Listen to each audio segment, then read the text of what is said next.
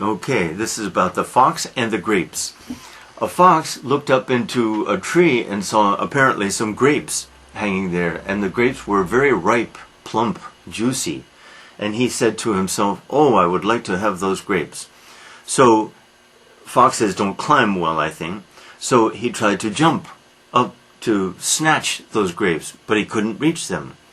Finally, he gave up and walked away and said to himself, "They weren't fully ripe anyway, or I didn't really want them anyway. Okay, figure out the moral."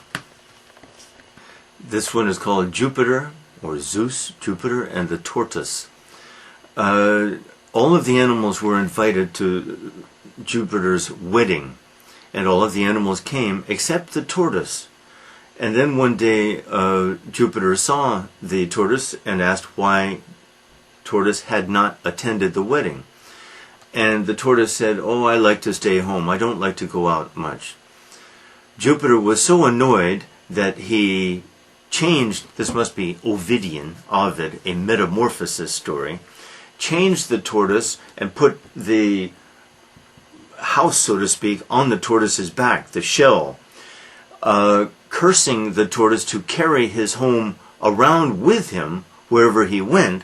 This was his punishment for not attending the wedding. This is the most irritating one I've ever seen. The cat and the birds.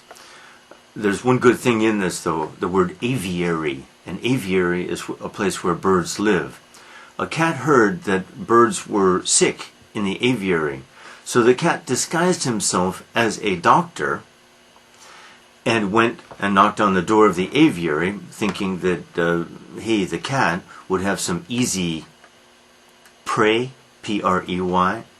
But the keepers at the door said, "Go away, we won't let you in." I must comment on this. The idea, a villain may disguise himself, but he will not deceive the wise.